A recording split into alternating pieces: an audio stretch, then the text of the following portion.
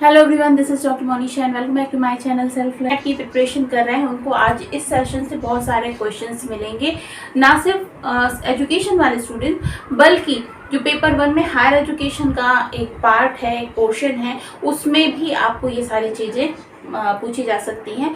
चलिए स्टार्ट करते हैं। पहले मैं आपको बता देती हूँ स्वतंत्रता के बाद भारत में कौन कौन से शिक्षा आयोग को शिक्षा नीतियाँ बनाई गई। तो सबसे पहले से स्टार्ट करते हैं। भारत में स्वतंत्रता मिली है 1947 में। सभी जानते हैं 15 अगस्त 1947 को भारत आज़ाद हो गया था और उसके बाद में फर्स्ट आया 1948 और 1949 के मध्य में बीच में आया राधा कृष्णन आयोग। जैसा कि आप जानते हैं भारत के प्रथम उपराष्ट्रपति डॉक्टर सर्वपल्ली राधाकृष्णन थे।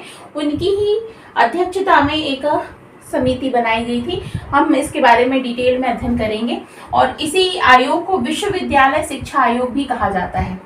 ठीक है, राधाकृष्णन आयोग को ही विश्वविद्यालय शिक्षा आयोग भी कहा जाता है और यूनिवर्सिटी एजुकेशन कमीशन भी इसे कहा जाता है। तो आपको यहाँ से दो क्वेश्चन के आंसर्स मिल रहे हैं, दो क्वेश्चंस मिल रहे हैं।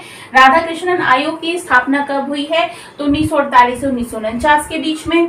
विश्वविद्यालय शिक्षा आयोग किसे कहा जाता है? तो राधाकृष्णन आयोग को ही विश्वविद्यालय शिक्षा आयोग कहा जाता है और यूनिवर्सिटी एजुकेशन कमीशन भी कहा जाता है। ठीक है, ध्यान रखिएगा, थोड़ा थोड़ा सा डिफरेंस है। अभी हमने क्योंकि ब्रिटिश काल में भी एक यूनिवर्सिटी इंडियन एजुकेशन कमीशन भी पढ़ाता है ना, उसको भी आपको ध्यान में रखना है, लेकिन ये विश्वविद्यालय शिक्षा आयोग है।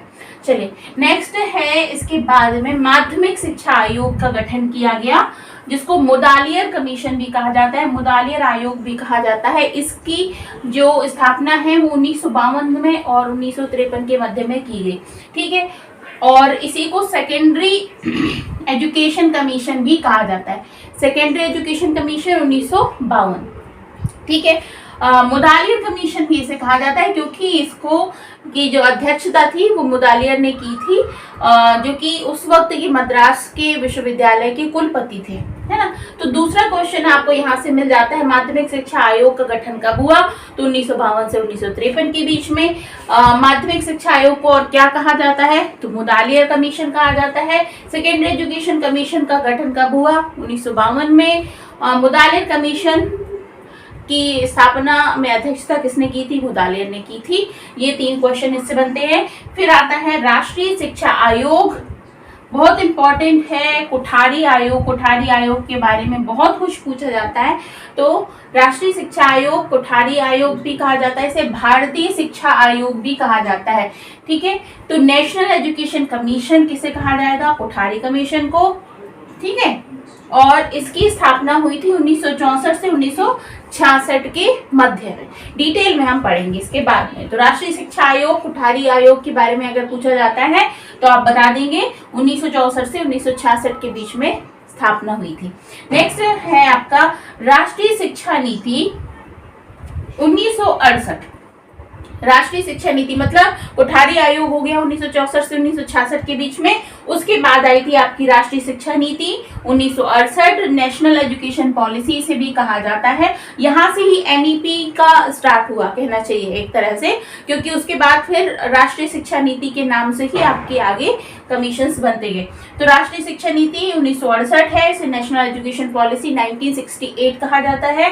फिर राष्ट्रीय शिक्षा नीति इसके बाद फिर से बनी 1979 में, इसको भी नेशनल एजुकेशन पॉलिसी 1979 कहा जाता है।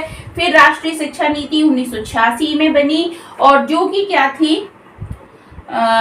1986 में नेशनल एजुकेशन पॉलिसी बनी थी। उसके बाद इसको रिवाइज किया गया था, इसमें कुछ सुधार करके इसको रिवाइज किया गया था 1992 में, 1992 में। उसके बाद अभी रिसेंटली एक नई शिक्षा नीति आई है जिसे कहा जाता है एनईपी 2020। ठीक है, एनईपी 2020 के बारे में मैं पहले ही आपको पढ़ा चुकी हूँ। तो ये आज का सेशन है। इतने सारी चीज़ें जो है वो एक ही वीडियो में आपको यहाँ पर देखने को मिलेंगी। तो इम्पोर्टेंट होने वाला है सेशन, बहुत ही क्रिस्प वे में आपको पढ़ाऊंगी ताकि जितने भी क्वेश्चंस हो सके वो आपको यहाँ से मिल सके। चलो स्टार्ट करते हैं आज का वीडियो, जिसमें हम सबसे पहले पढ़ेंगे किसके बारे में? राधाकृष्णन आयोग या फिर विश्वविद्यालयीन शिक्षा आयोग के बारे में। बाकी आप इसका स्क्रीनशॉट ले सकते हैं ताकि ये सारी शिक्षा समितियां हैं या की नीतियां हैं या कमीशंस हैं जो कि स्वतंत्र भारत में स्वतंत्रता के बाद लागू की गई हैं।